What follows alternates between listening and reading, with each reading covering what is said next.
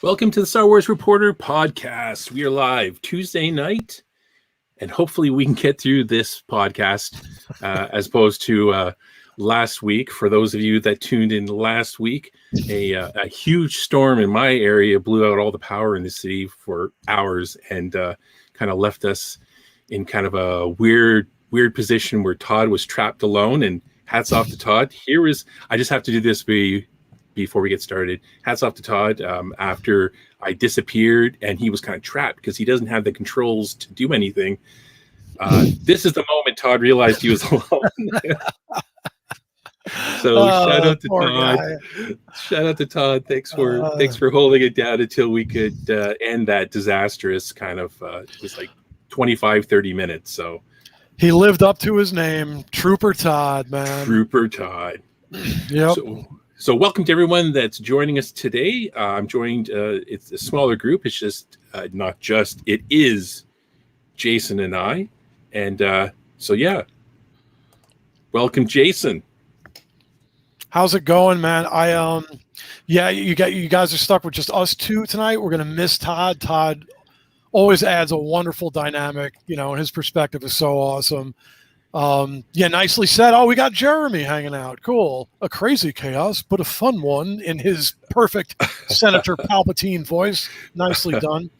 I just want to add too that it's a momentous occasion for me because I've finally abandoned my gigantic 1979 air traffic controller headgear. Oh. And as you can see, I've moved into the 1990s. And I actually have this comfortable little piece. So I'm excited to try that out. So hopefully there'll be no technical difficulties on that end. Hopefully there'll be no lightning strikes. Hopefully there'll be no bantha charges. So we'll see if we can get through tonight. Man, I sent you a message earlier. I couldn't believe it. Earlier in the evening, 4, massive storm was coming in again. And I look on the Weather Channel, all these warnings, major thunderstorms. Rocking the house again. I'm like, oh, you were kidding me. But it ended around 7 o'clock maybe. So it's clear skies until midnight, I think. So this is great. So, all right. So before we move on from that, I'll introduce myself. I am Wookie Steve. Oh, and wow. Sounds like you had a couple extra tacos tonight. It's my fuzzy coffee mug that that is excellent. When you drink from it, I end up with hair in my mouth every time. So it's just kind of there for show now. Also, before we go on, just make sure that you check out our social media. You follow us on Facebook, Instagram, and Twitter. And, of course, smash that like button. Follow us at StarWarsReporter.com on YouTube. And be notified for all the videos we post and the podcast. Of course, for the latest news, StarWarsReporter.com. Check us out. And lots to talk about tonight. Yeah. What we had on the go last week is we were going to be talking about the Bad Batch episode 11, and then everything blew up on the technical side of it. So we've decided to kind of talk about everything we were going to talk about last week and mix it together. So we're going to be talking about the Bad Batch episode 11 and 12, which really it could have been just one big long episode, right? It was kind of the same theme. So I think it'll be easy if we can just generally go over all the different parts and reminisce and have a look back at it. But I think before we get to that, we wanted to talk about what we were going to talk about last week was the announcement of the Disney Gallery, which is going to be the behind-the-scenes look from the finale of The Mandalorian, where Luke Skywalker showed up. So that was left out of the original Disney Gallery, The Mandalorian, right? They talked about everything else behind the scenes except for the one scene that blew everyone's mind. Right. Yeah, and that's going to be fun. I mean, that stuff is always interesting. I really just started to get into the behind-the-scenes stuff with The Mandalorian. I think we talked about it just a little bit, and I'm blown away.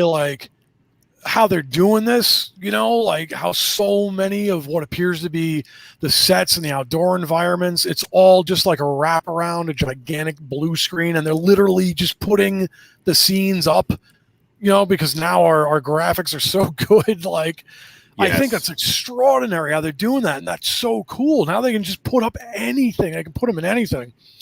But the big news with that, though, is just how they managed to keep the Luke thing a secret, and it's going to be a lot of fun to investigate, just when all went into that. Not just, obviously there's the technical deal of, how they recreated Luke, and there's been some controversy on Luke. Like, some people thought, he could have looked a little better and all that stuff.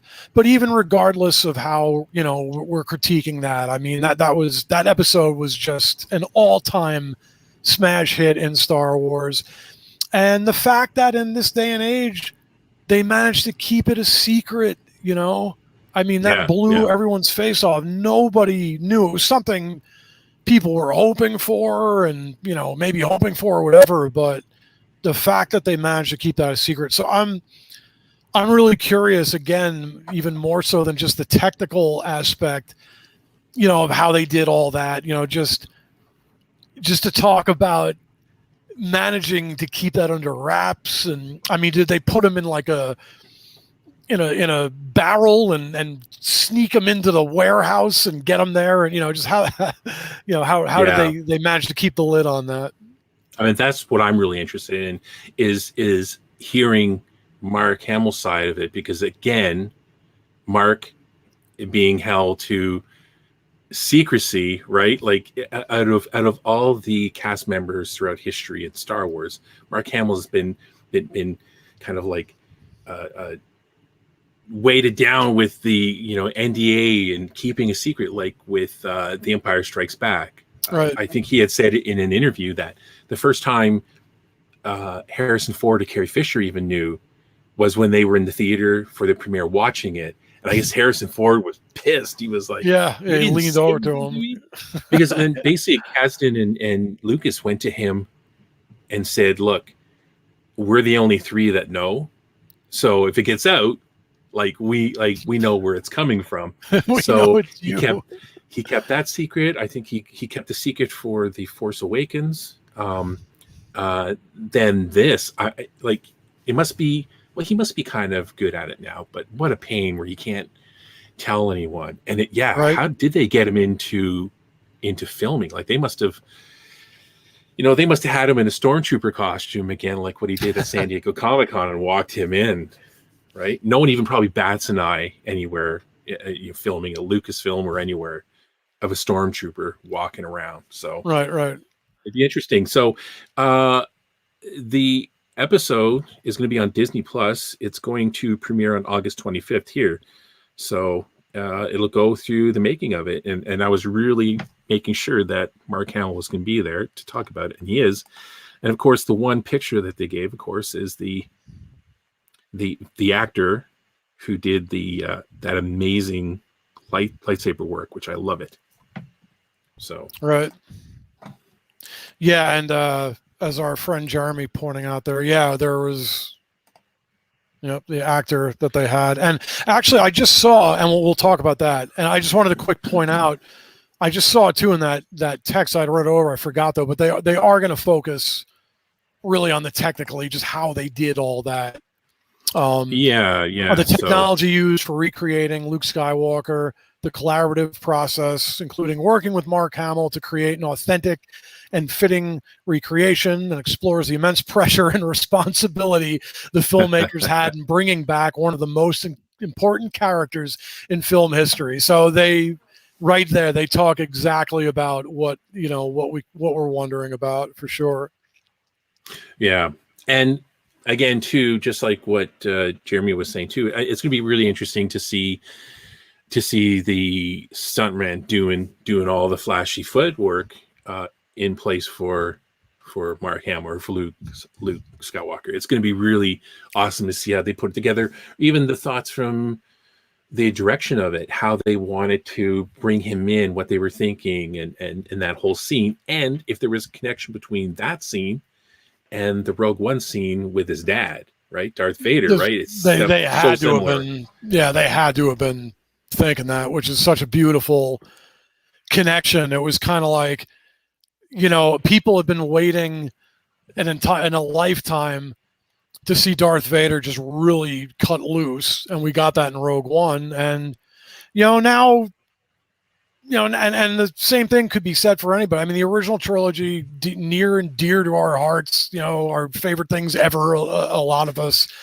But let's face it. I mean, we can just do more now, and in the time of the story, it makes sense that, I mean, Luke Skywalker, a few years after Return of the Jedi, I mean, that's prime.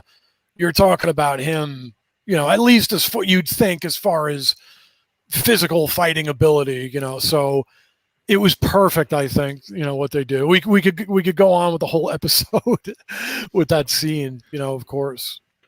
But yeah, there was some just some not major news, but some really interesting news coming out, because God only knows, right? Disney Plus could use a steady stream of Star Wars something, right, to kind of keep the fans of Star Wars kind of wanting more. So, but I think what we should do is we should get right into the Bad Batch, because there's probably a lot to talk about. I know you have some thoughts that we try not to talk about anything Star Wars before the podcast, because we don't want to kind of like wind ourselves out from everything. So we just talk about nonsense. I think we were talking about. Yeah. I think we were talking about the Bee Gees before we came on. Right. I brought that up. Yeah. So, you know what? Sometimes before we start up, I'll come down a little earlier and I'll listen to a bunch of music on YouTube just to get kind of motivated. I'm uploading pictures and doing stuff. And then it'll always be in my cycle of music to get me motivated before we get going is Staying Alive by the Bee Gees. Nice. If you've not seen that video, go watch it. Barry's got the most amazing pants on. And you have to keep it is the 70s. But anyways, I digress on that. We should get to the Bad Batch before people really start wondering. So and like we said before, we're going to be mixing episode 11 and 12 in because we missed last week. So so let's start. What do you think? I'll start with you, Jason. Well, all right. I've actually now I missed our podcast a week ago, but I did watch the episode. I actually watched these a couple times. I was just chomping at the bit to be able to talk about them, because these two episodes, so much of what I was kind of waiting for and hoping for with this show, it's like it all came full circle for me in these two episodes. I mean, at least as insofar as this is still season 1 and everything. Right. But just talking about, like, I was saying like 3 weeks ago, I'm like, man, I really hope we get a little more Imperial involvement. The show is right at the time frame. It's ripe to show the Empire, starting to take control over the galaxy and those kind of things. I felt like I wanted to see a little bit of a broader reach, maybe, start to get Crosshair a little bit in the mix as a direct opponent of the 99, the Bad Batch. And these episodes came along and honestly just blew me away for those reasons and for much, much more. Now, and also to start at the beginning, which really episode 11, I also was really, really excited about Hera. And I thought, and again, maybe other people will comment or your guys' opinions, I thought Hera was awesome. I was really impressed. Yes, and there she is. I loved what she looks. Look at that face. I love it. I love her expression in that picture right there. This one here. I thought the voice acting for her, the emotion, there was just, I was surprised at how excited I was over Hera's portrayal in this. She was wonderful. She embodied I thought a beautiful mixture of that old school, almost that wide-eyed Luke Skywalker in the beginning. There was a beautiful scene of her when she's just kind of laying out looking at the sky and the birds go by and she kind of mimics them with her hand, like just kind of lighthearted. And what is the music playing and while the music is very reminiscent of the Leia theme, which was just beautiful. And I'm like, that's almost like the Luke with the binary sunset, that that wonderful emotional kind of scene that shows just a one simple shot. You get the young guy who's looking out towards the stars and hoping for a future, and they did that with Hera, and I thought that was absolutely beautiful. I'm like, you think that it should have been Luke's theme though, because you know what I mean? Instead of Leia, did they do that because she was feeling like, I just thought it should have been Luke's theme because he was dreaming about getting off the planet and she was dreaming about, well, flying, getting off the planet. That's a great point. Yeah, maybe it could have been. Yeah. That's true. I didn't even think like that because they got me with the nostalgia. I heard that and I'm and I get all sappy. But that's a great point, right? Because it would have, that's really more of the exact scene, what that was kind of mirroring. Right. Jeremy just mentioned too about Chopper, and exactly, and you're right too. Chopper too. Chopper had a great introduction with her, and he was wonderful. And dare I say, he was the total R2D2 of both these episodes.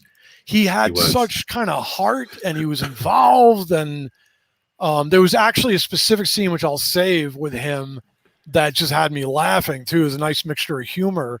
But absolutely, Chopper, the same deal. Like Chopper, it was really cool to see him, and this was a beautiful introduction to those characters. So I was right out of the gate. I was like, oh, even before I knew where everything was going, I thought it was a great introduction to Hera. And it got brought better. Me back to, the two episodes really engaged me, and it sort of took me out of the episodes a little bit because I was really reminiscing about Star Wars Rebels, which I think is probably my favorite animated series for Star Wars. And it just brought back all those memories, like the grown Hera on the Ghost, right, which was the ship, and that the whole group, right, the whole crew, Ezra and Kanan and Sabine and of course Chopper, which he almost became my favorite droid, over say like an R2 or C-3PO or whatever when that show was on, because he was so different. Yeah, I think with Chopper, it feels a little more genuine with some of the things that he does. I just after seeing the kind of R2 unit droids and all they can do, like R2D2 was a little of a shocker, like Attack of the Clones. He like flies or whatever, and I'm like, all right, fine. But it was a little like, oh wow, like by the time we got to Chopper and the way they portrayed him, it was like I was more prepared, I think, to see more stuff from like an R2 sort of unit. So, so Chopper was great, but you make a great point too. Like these two episodes just strengthened my love for Rebels and gave it some weight. And that's exactly what Star Wars should be doing now too with all this stuff. Is like, that's a beautiful tie-in. That's not like a rough, like, oh, after the fact and the stories don't line up. And no, we just got a beautiful introduction to Hera and Chopper, and hence it just strengthened both shows to me. Well, I think Jeremy in the comments said earlier, he said it's the Star Wars Rebels prequel episodes because of there you go the beginnings of Hera. Right. And so this episode, again, there's a trend. It starts off, well, in the beginning, it was starting off with a space battle and chase, but now it's been starting off with kind of like the Empire or the leader of a planet that the Empire is occupying is addressing the people, right? The people are in an unrest. And one of the photo, I really love this picture. Just look at all the colors in this one scene where they're all listening, and like I think I said this last time. It seems like every leader's place in the universe is built with a giant balcony to speak from. Yeah. It's kind of like this Mussolini thing going on here, Yeah, but yeah.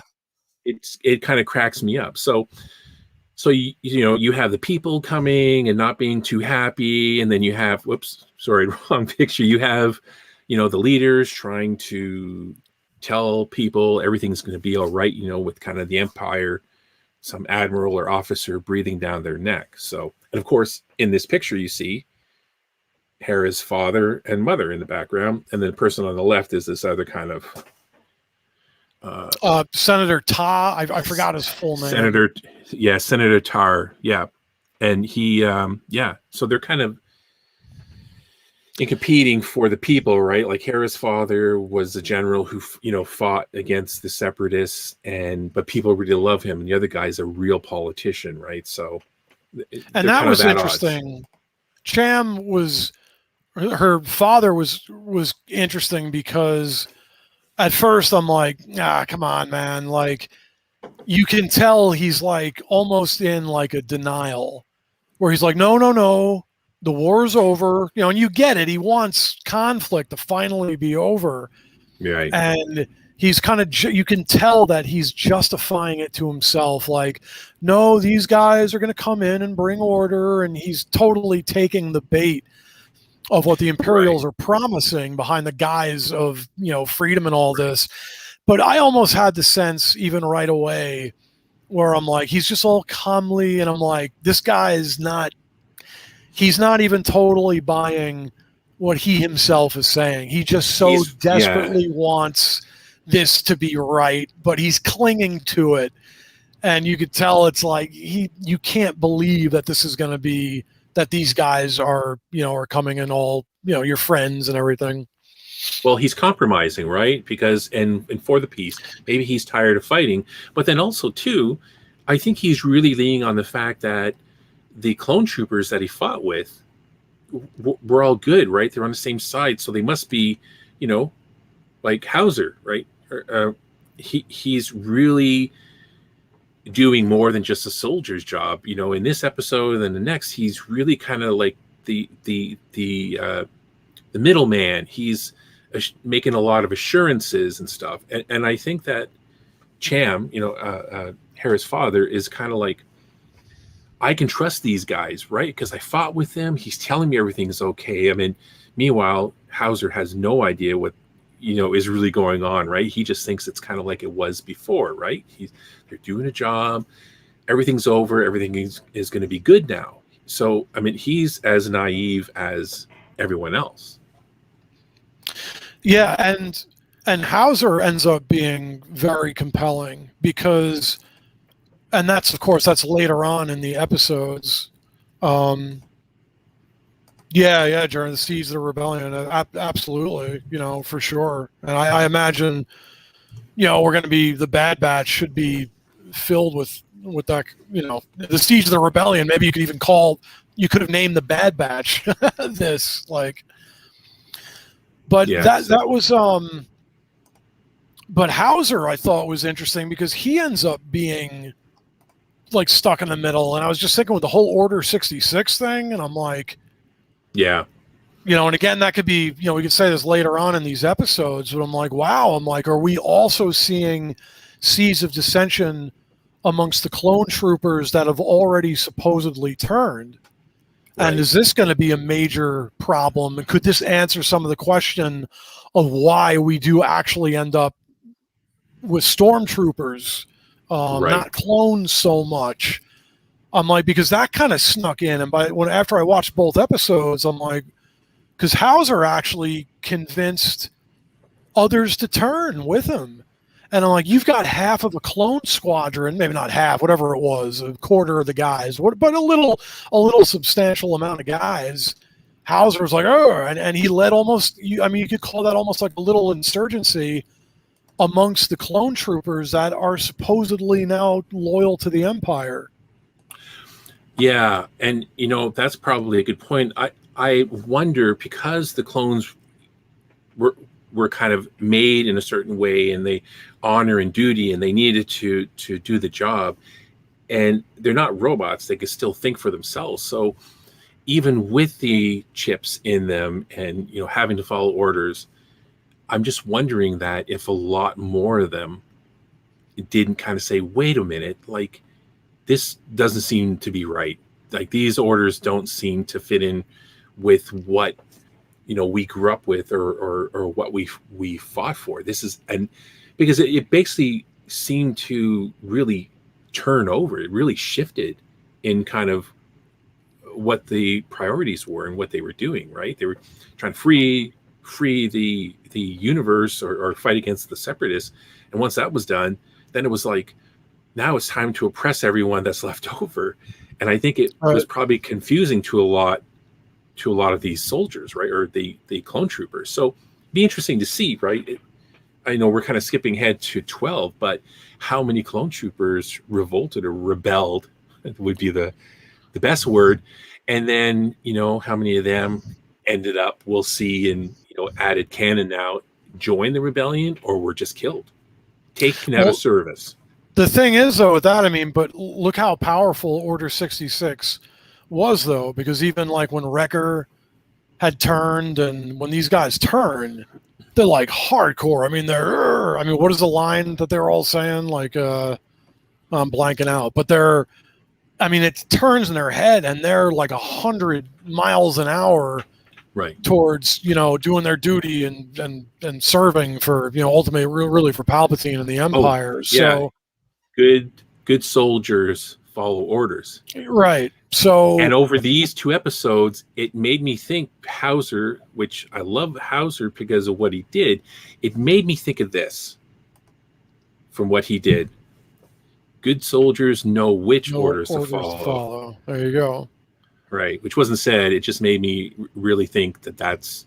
So that's a whole question, though, to me, like how that philosophy, is that going to override Order 66, like when it's so hardcore instilled in these guys? I mean, apparently in these episodes, it can, as we saw with Hauser. So that's a whole nother can of worms to me that was opened up, which makes a very interesting conflict with the Empire and the clones. Yeah.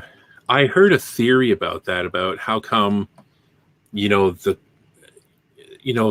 the clones not kind of paying attention to the chip, there was some kind of thing going around about that the Order 66 worked on the clones that work closely with their Jedis, and that these clones that kind of weren't subjected to it or didn't get overtaken by it, is they weren't around any Jedis, or they weren't kind of a Jedi wasn't in charge of the unit, so it didn't really hit them that way. And then so Hauser could have fallen into that, or the Bad Batch, because they didn't travel around with a Jedi, so it was easier for them.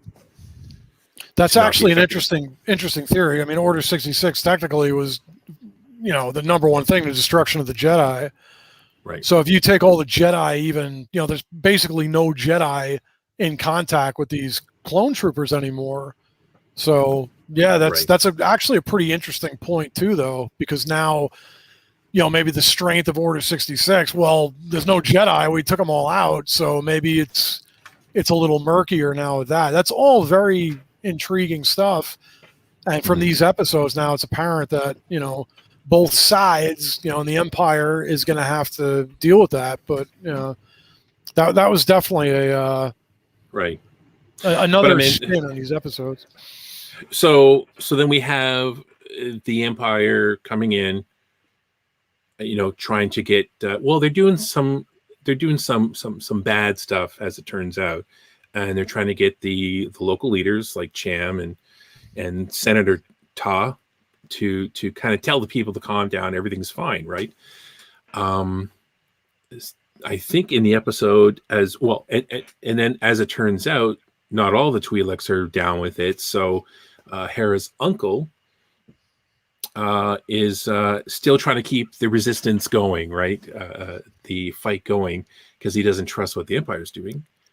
And then we finally get to see in the episode the Bad Batch are brought in, right? Because he takes Hera with him to teach her to fly, which is really interesting. So we see the beginnings of her learning to fly, Yeah. to go do a to buy guns from the Bad Batch.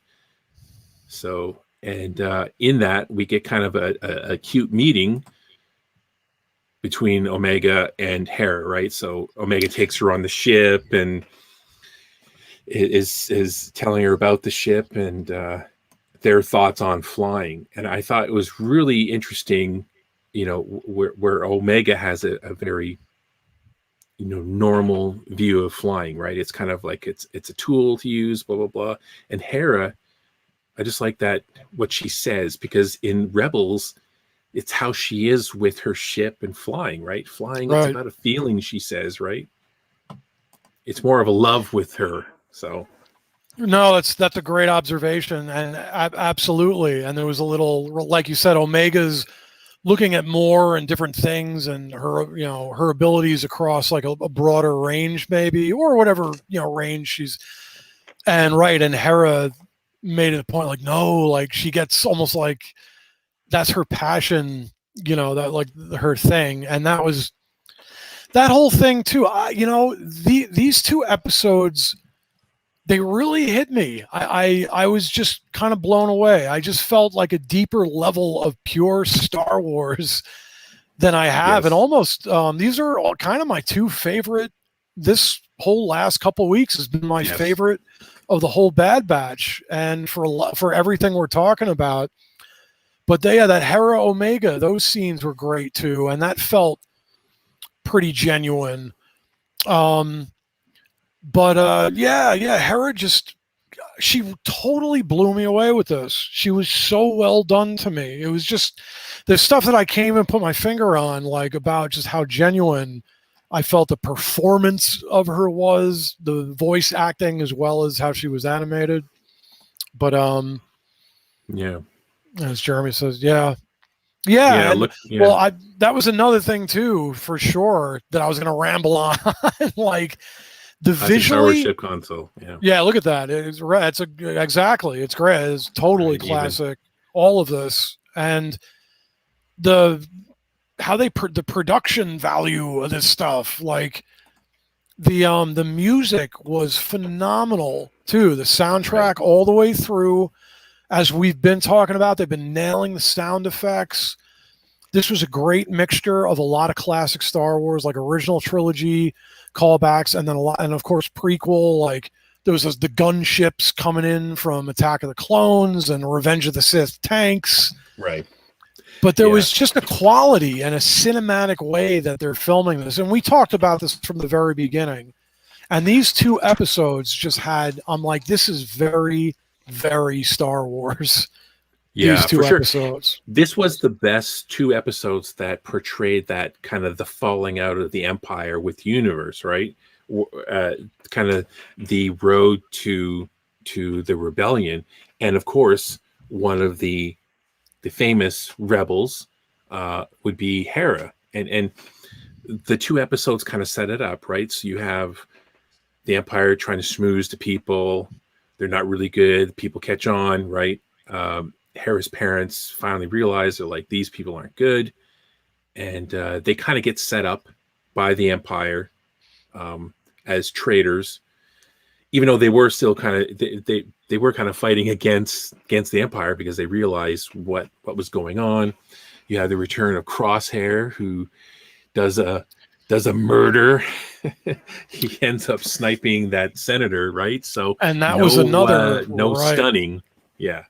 That was a huge thing too, because I wrote that down. I'm like, Crosshair just stepped into another level, because he just shot. And although they said that, and that was something I was going to ask you, or the Imperial, what is it, Admiral Rampart, who's actually really good too, the main Imperial guy.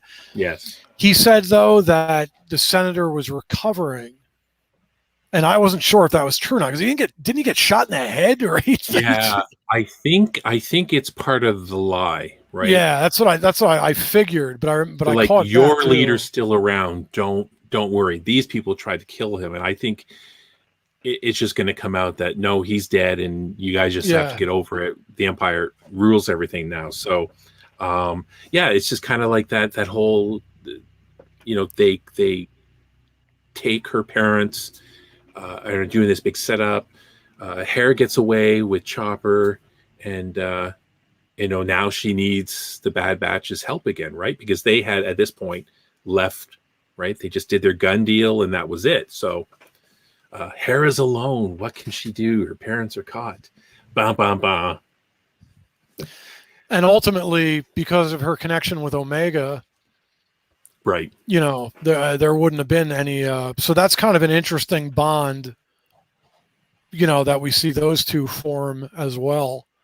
But yeah, Hera just that was just all so well done. And then one thing too, I loved Hera's mother is in the detention cell, and Admiral Rampart or whatever is,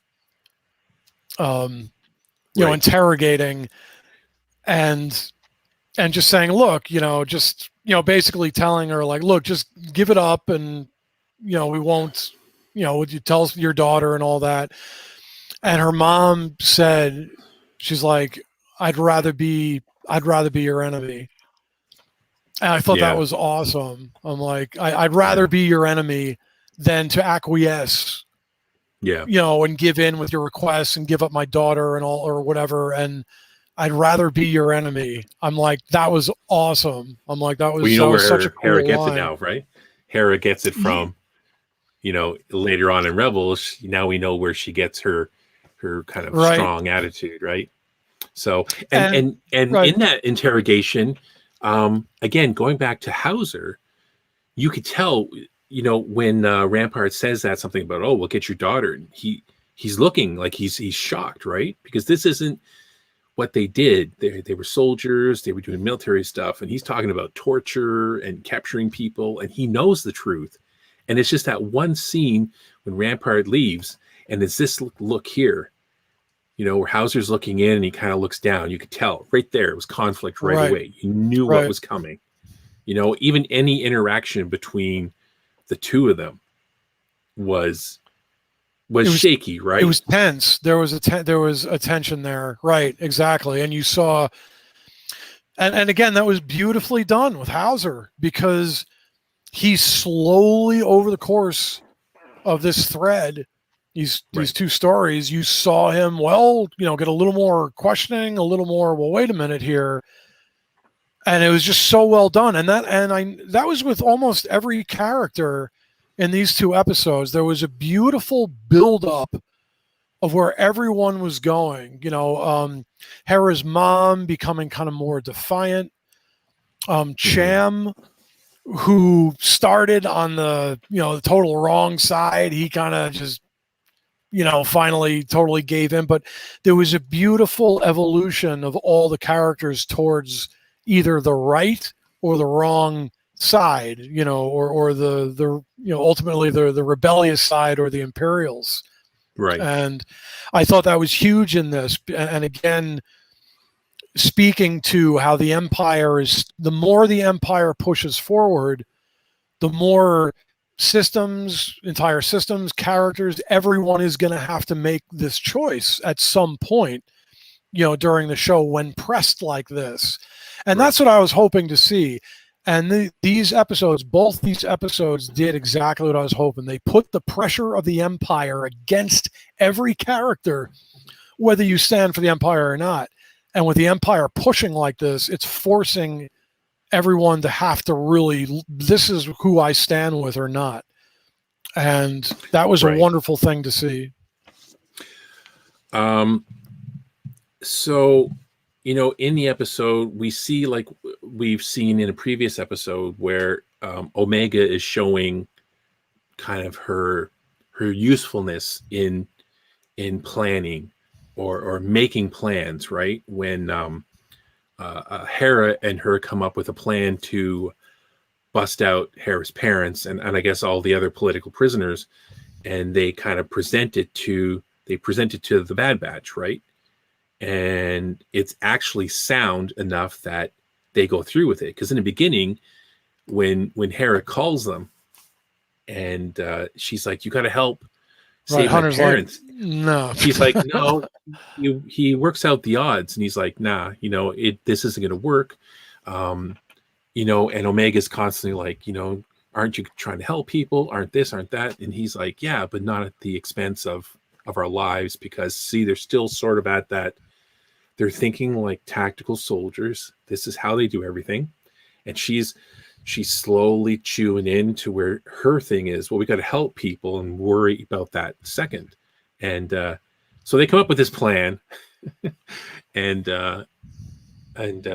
present it, and as it turns out, it's a good enough plan, right? So the plan was to get, because they have a whole garrison there, Crosshair's there with his special troops, and so they need a distraction. So the distraction, I think this is another one of those typical stories for Star Wars, right? Is like, Hit we're the going to blow up this refineries. thing here, and it'll leave it open. So, which I thought was really interesting.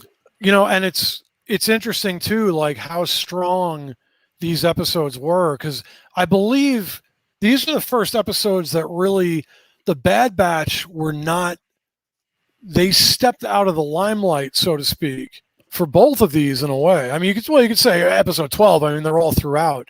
But what was interesting was this was more from Hera's point of view.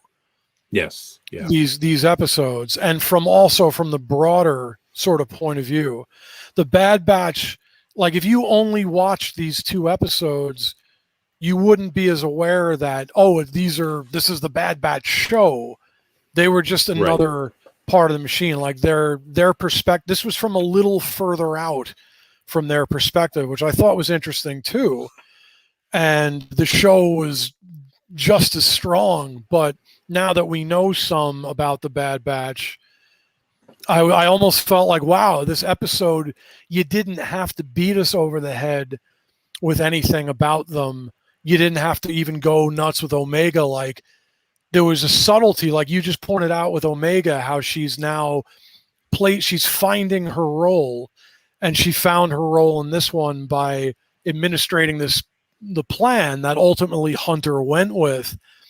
Right. And I'm like, it was beautifully done, because they didn't have to nail you over the head with Omega Special. Not that they've been. I mean, they've been doing fine. But I just thought it was very nice, because this show, these two episodes, everything played out very smoothly, almost in a subtle way. Not all of it subtle. I just mean they didn't have to go to great lengths to beat you over the head with, this is what we're trying to say. It just played out. Everything just played out. Right. And it really benefited from that. I just felt there was just a polish. It was like there was a polish to these episodes, as if, okay, we've been making the Bad Batch for a long time. We got this. There was just a confidence behind these episodes. I don't know. It was just really hit me. Yeah, really there was a lot of. I think we've talked about character development in other podcasts, and this was, and maybe it's because Hera's been a thing. So we kind of know, but I just think that was a lot of development here, right? So we see early Hera, we see her and Omega making friends. We see, kind of the conflict again between the Empire. We see the family, all the Twi'leks. There just seemed to be more of a feeling and a story in this one, in my opinion.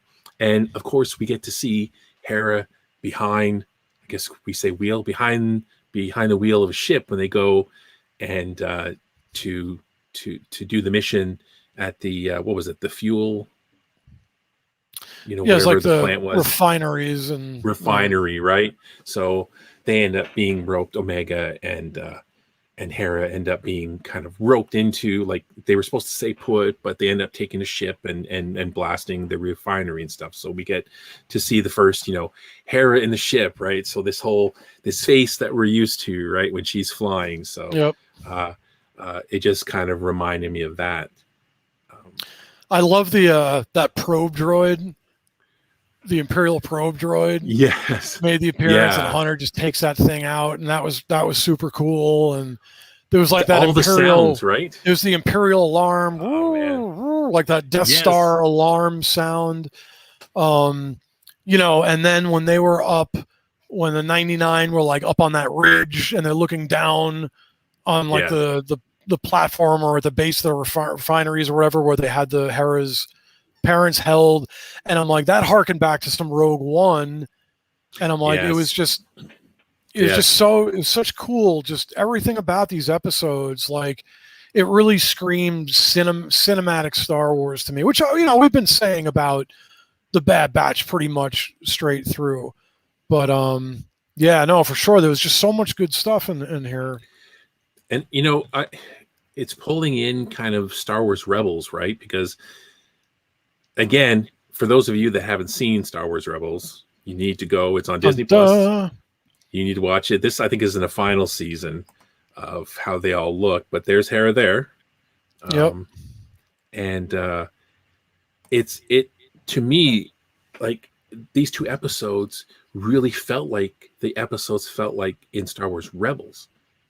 And it kind of blew it open, right? And we also see that part of the rebellion, right? So in the end, of course, everything's fine, everyone's great, and then Hera and her family fly off to wherever, and as it turns out, probably the rebellion.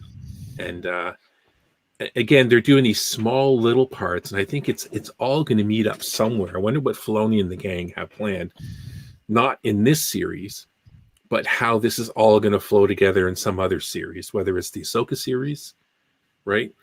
Because I think the whole Filoni-verse, Favreau-verse is going to, with all the series, it all has to come together at some point. They're not going to do it in this series. This was something that occurred to me, and exactly what you're saying. Because when I was thinking about it, and this just what you're saying with Rebels, and I was like, I wonder if we're going to see like almost direct. Wouldn't it be wild if like the Obi-Wan series has an episode, and I'm making it up. I have no idea what would happen, but let's say, or fine, or even whatever. But the Obi-Wan series has something, and like the Bad Batch characters or Hera or whoever, would be, or somebody's involved, and then the sequel to that particular episode is in an animated. Like, wouldn't that be wild if they crossed over live action and the direct result of that? Again, I'm just daydreaming really about it, but in some way, shape, or form, and it doesn't have to be necessarily Obi-Wan, I'm just saying. Right. But I think it would be really cool to meld the Star Wars universe where Obi-Wan episode 7, such and such happens, and some of the resolution of that episode, the direct resolution, happens in season 4 of the Bad Batch, or you know what I mean? Like the characters Right. are running in from a ship in live action. Some of the characters in a starship escaping Tatooine in the Obi-Wan series, and that ship, we pick it up in an animated show right from Tatooine and where it lands. So I was just thinking of stuff like that. Like it would be cool to That'd be a great idea. They cross could do some that. of these shows in different, live action to animated or whatever. That'd be a good idea. I mean, they sort of, I guess you could say, do that. I mean, Ahsoka started out as animated, Right. and she became Rosario Dawson, right? So, and then to her own series. So, and I think some people from Star Wars Rebels, right? Ahsoka is going to have Ezra Bridger in it from Rebels again. We keep going back to Rebels, but I think they're kind of doing that. So everything that was announced of all the different series like Kenobi and like, what I'm talking about, all the different series, I think they're all going to just kind of come together at different points, because I think they're really taking, I think they're taking their ideas from how the MCU did it, right? And Favreau's familiar with the MCU and how they set everything up, and that seemed to work really well. So, Right. If this was only done in the beginning, but I'm not going to talk about that. One note I was making notes about Hauser, because I make a note saying, so his chip doesn't seem to be working, right? He seems to be pushing against, like, this is what he says. And one line I really liked is when he goes in and he frees all the prisoners, right? If it wasn't for him helping, this whole plan would have never come together. And what he said is the reason is what the Empire is doing is wrong, right? And again, this is the whole thing where they say good soldiers follow orders, right? But that's not an excuse for stuff, right? Good soldiers follow good orders, right? If soldiers are being told that they need to do something that's really, really bad, and we have a certain war that certain military people tried to say I was just following orders, and it's not an excuse, right? So, and I think this was the good thing. And I think, what if it's not just that whole Jedi not being around a Jedi or whatever?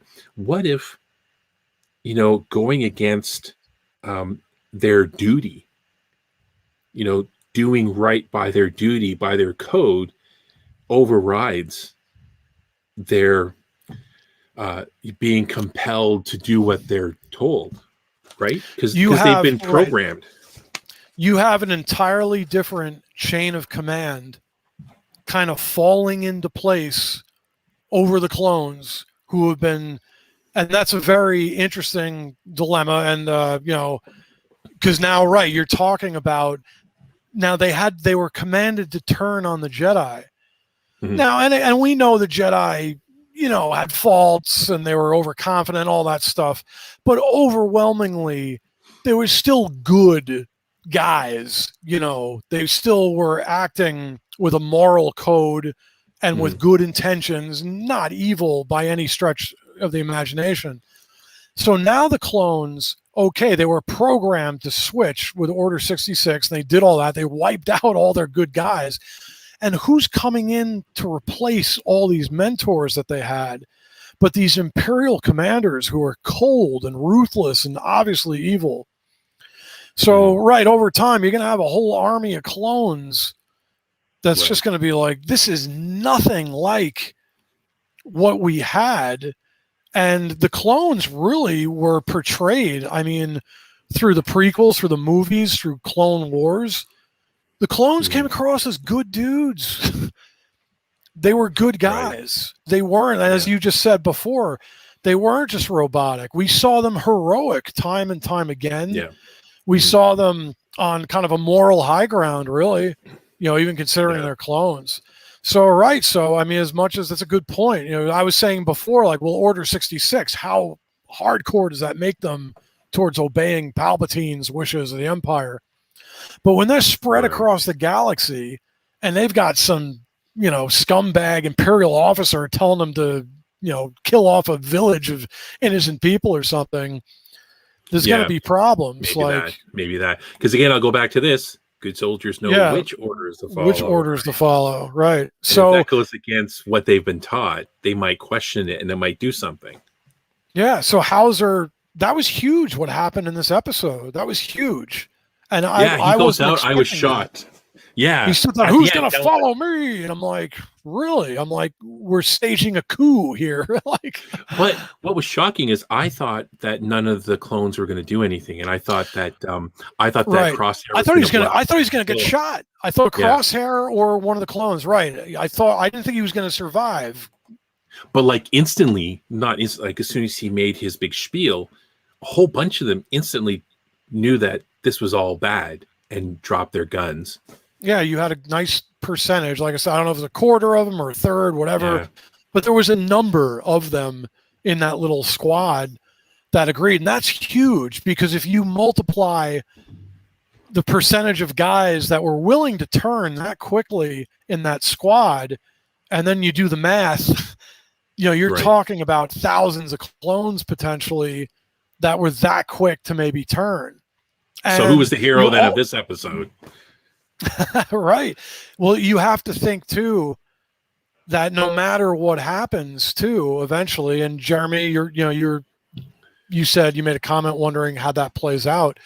Well, think of this too. When you've got an army and guys like the clones, no matter, I was thinking, even if they had shot Hauser, maybe even more so, they almost he's almost a martyr. He's a martyr amongst the clones, and he already is even now, no matter what they do with him, because every clone that was there because some of the clones that didn't turn are going to go back to their barracks and be like, oh, wow, one of our good guys was like stood against this.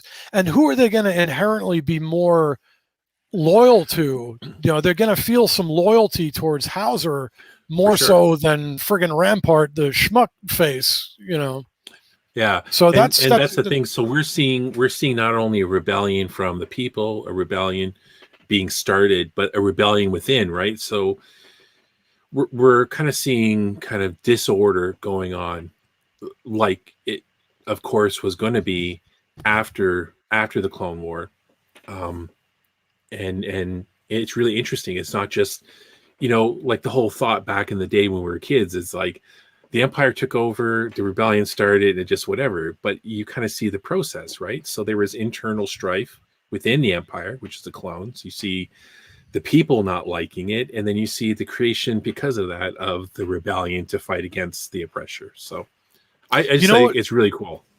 And another thing that's cool about it, the Empire has been they've been so tight, they've been so almost seemingly perfect war machine in a way.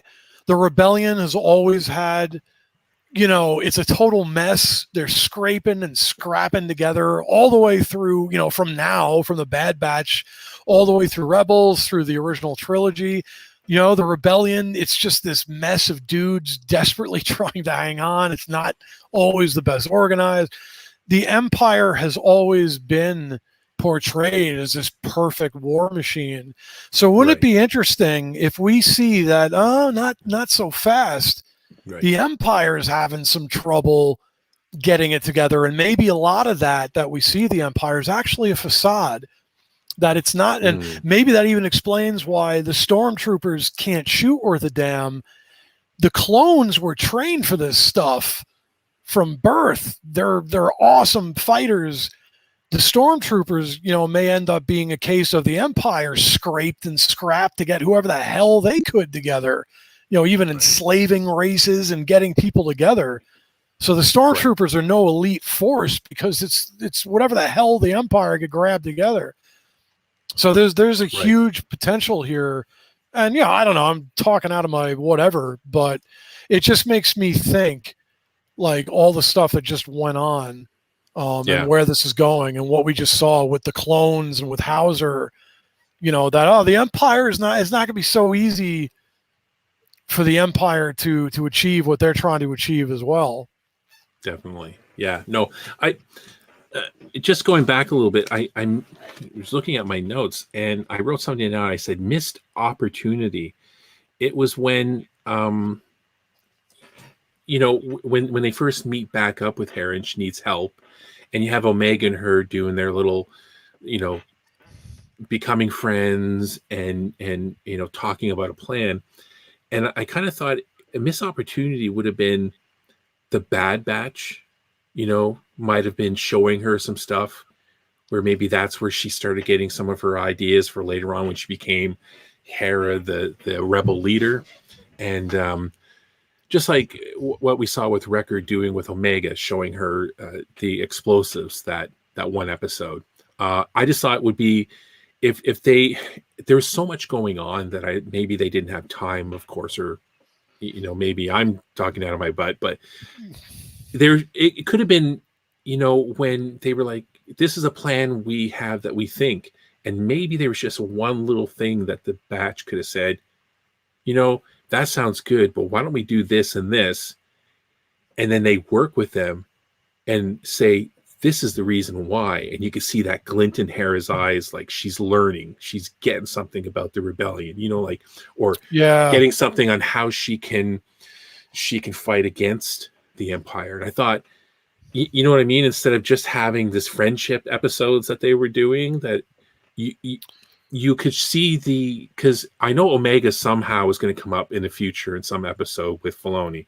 So if you could show how they got there, and I know it's probably from Hera got her stuff from her parents, I get that, but it would have been interesting for the Bad Batch to have their input because they're clones, right? Like they're clone troopers.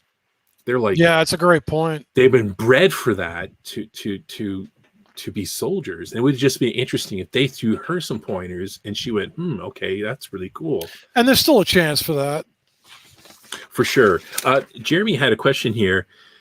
He was just saying, would you have Freddie play Kanan in live action? 100% yes. Yeah. 100% yes. Why not? You could totally see that. You could totally see that.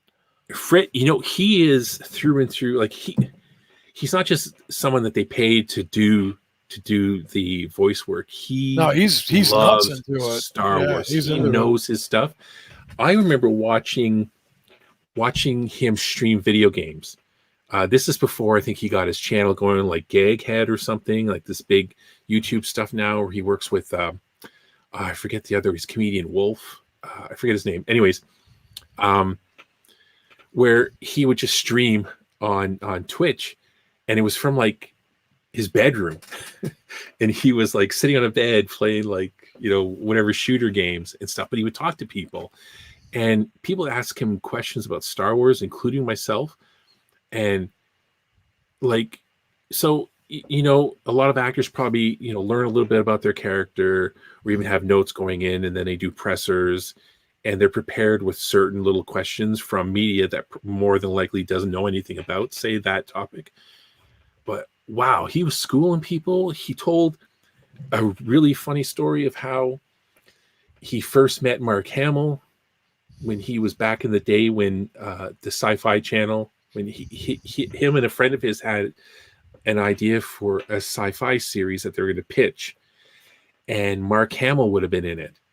And so when he was pitching it, Mark Hamill was at their went there as well, and they met him. And Freddie Prinze's daughter was really young, just a baby, and Mark and his wife was there, just loved the baby, and she was looking after the baby. His wife. It was just like a really interesting story. And he also told the story of when he was a kid when he met Prince, but that blew me away. Yeah, that's cool. Because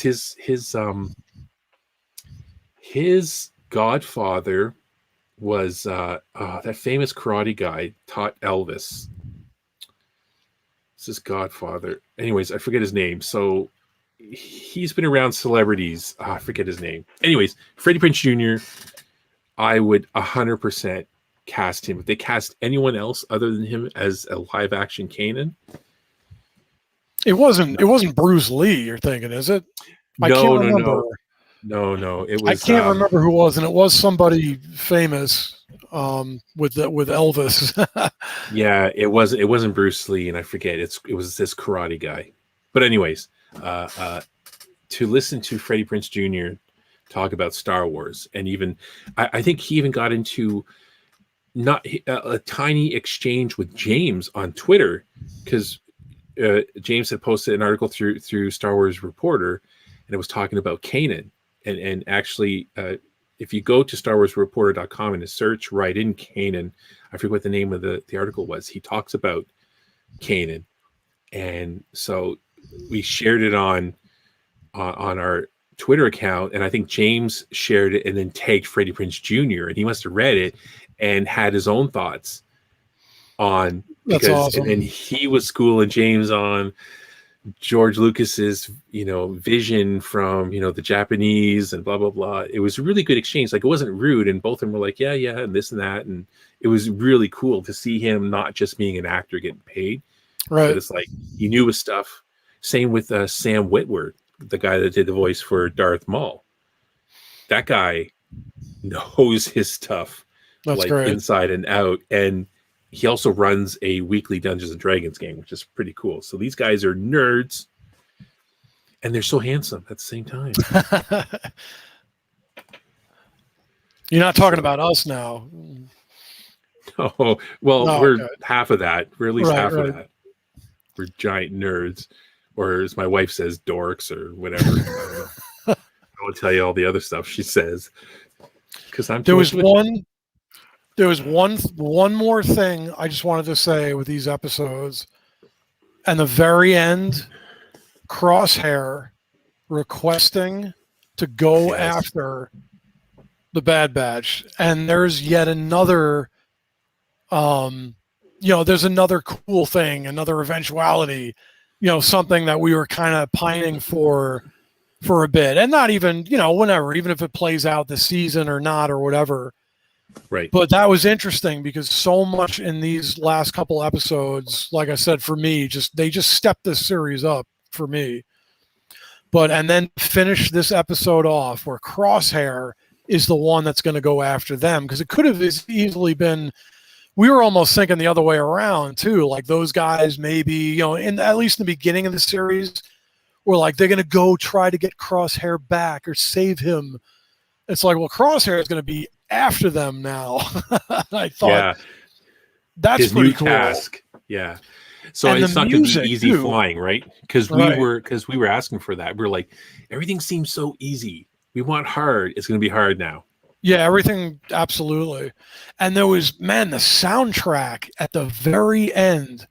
Yes. With Crosshair, there was this wild, like, synthesized. It was almost like a dark Blade Runner sort of. It was this really, the sound for the last like 20 seconds or so of that episode really contrasted with the rest of the series. And I thought that was very interesting because, as we know, with Star Wars, Jeremy saying the last Crosshair scene made me question my redemption arc theory. Yes.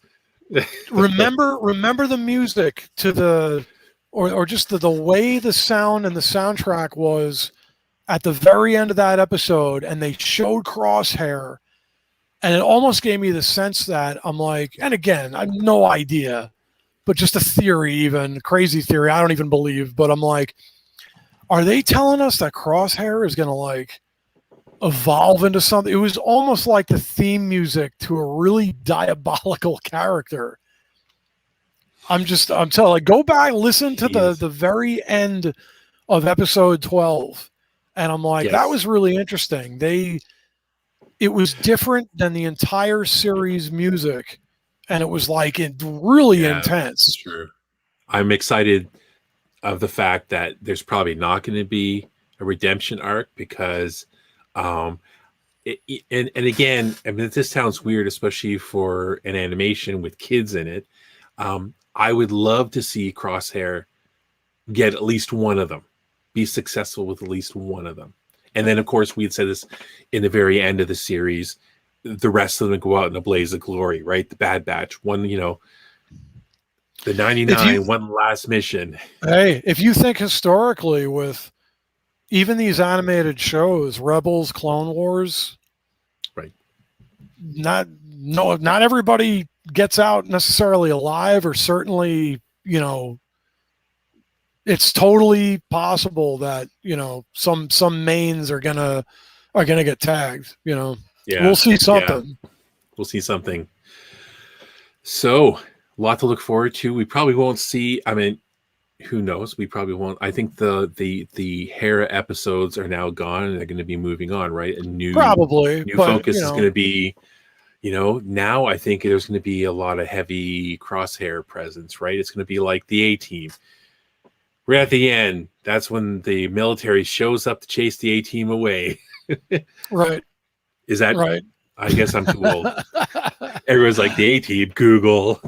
Or at the end, you remember, like, the A-Team would do a mission, then the military, because they were wanted by the military, would show up, and then they would run away. So yes. We might see a lot of that, right? The batch doing their mercenary stuff, and then Crosshair shows up or something. So it'll be interesting. But that's to me, that's cool though, actually. Like, go ahead, and I want to see them pinched like that, because they have been kind of flying around like kind of freely. Like easy. I want to see that. I want to see the Empire. I want to see the Empire have more crunch on them. Like, I want to see, that they narrowly are trying to escape or trying to get away, or whatever. Right. So, I mean, before we end the podcast, I just wanted to do a congratulations to Dave Filoni for finally getting his own action figure. Oh yeah, that's great. It's based on his character awesome. He played in The Mandalorian. Look at that thing. That's so cool. The laugh is The probably on likeness us. is the likeness is so good too. What was his? It was Topper Wolf, Topper Wolf or Tapper Wolf, something that was his X-Wing character's name. Oh, it's So great. the other thing that came out too from Hasbro, and I think this is really cool. For me, this was as a kid. This was it's the Cantina scene set. Oh, that's cool. So that whole thing comes in the set, which I think is really cool. I always so you got them sitting there. We had done a feature on Star Wars Reporter, and there's a series of these photos, and I had some funny captions. Like this one here, it's kind of like this one kind of gave me the idea for it because it just kind of looks like they're hanging out, like they decided not to fight and they're just having a drink with each other. Right. But it's amazing. So that's coming out too. That's in between takes. It's in between takes. I always thought it's like, oh, they're going to fight them, and then they're like, oh, let's buy you a drink. I'm glad we decided to talk this out. We decided not to fight. Right. Like that's actually after the confrontation. It never went down. So again, these are, I said before, I don't really collect a lot of action figures, but it's certain things that really attract me. Like the Filoni one, I'm definitely going to get. Oh, I got this one as well the other day. Oh, right. Jackson. So, it's funny. I think when I bought it and my wife saw it, she's like, what the hell is that? What is like, that? It's a Star Wars character from when Marvel lost their minds and made this. Yes. So I just thought that was kind of cool. But like I said, Filoni's got it. Now, probably the joke's on us because he's such a fan. He probably had something like this made years ago for himself. But now it's a Black Series and it's official. So if I had one like that and I was in his position, I'd be sleeping with that in bed like a teddy bear. God, he's an X-Wing pilot. I know he got his X-Wing pilot reproduced, and again, it's a perfect it's a great likeness too. He looks great. I know, awesome. Really big. It is so funny, just how it looks, right? So yeah. All right. What else we got here? So I guess that's it for the Bad Batch. Hey, let's see what. Oh, Jackson, that's right. Yeah, it's excellent. Everyone as soon as sorry, I'm just trying to what's funny, Jeremy, when that was first announced, that's what I pictured for some reason. My mind's eye, almost like a George Lucas character. I pictured that it was going to be Filoni. That's what I thought it was going to be. And I thought with the cowboy hat and everything, I'm like, oh, that'll be cool, because there's George Lucas figures have been done. So, and then I saw him like, oh no, all right, they actually did his character, of course. But that's what I was thinking. It was going to be Dave. I thought it was the Dave Filoni figure. Like that's what I was expecting. Well, when I posted pictures of, or it was in the story, it was in an article, it was just a feature on its own about it. The first comment was it's missing a cowboy hat. And I'm surprised they didn't just even throw that in, but I don't think the character, he was always wearing the helmet, but it would have been cool if that when he was outside the X-Wing that he was wearing the cowboy hat, but he's got to earn that one, I guess. After he does his own movie trilogy or whatever, he'll get the Filoni character. The Filoni character, yeah. And then you can actually get the cantina scene, but it's got Filoni, Favreau, and Lucas hanging out with some Lowenbrows or something. Yeah. Jeremy was pointing out, did you notice the IG-88 head? Yeah, because that's what they used, right, in the cantina scene, and then they used that part. So, yeah, it's really accurate. It's really a cool set. So I'm probably, this is a set that I would definitely get, because for me, as a kid seeing this, man, that was horrifying, right? The big...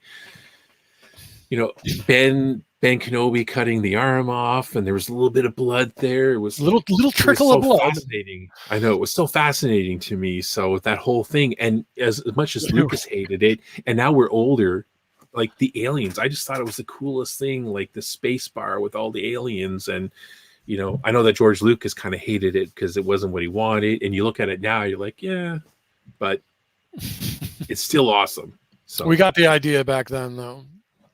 Exactly.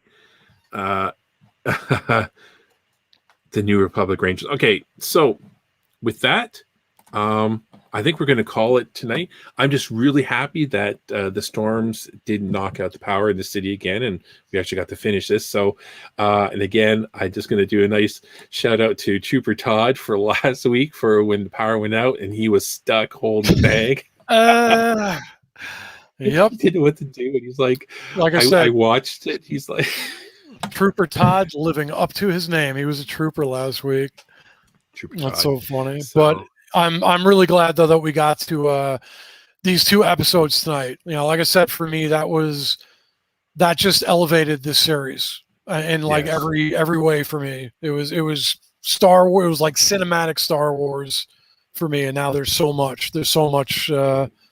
You know, we'll see what the Empire does. We'll see how the Hauser line plays out. If we get more insurgent clones against the Empire, we got Hera, wonderful, wonderful beginning. We've got the Bad Batch on the run now for real with Crosshair coming after them. Yeah, we got a lot of good stuff now. And for those of you who haven't seen it, you have to go watch Star Wars Rebels on Disney Plus. It's a great series. So it really pulled my daughters in along with the original trilogy. So, and kind of like a lot of shows, like with the Clone Wars too, like Rebels it ramps up with every season. Like it gets much more intense. Like it starts out almost like kid show, and by the time it's over, some seriously heavyweight stuff goes down. Yeah. Well, it's that time again that we have to go. No, don't go.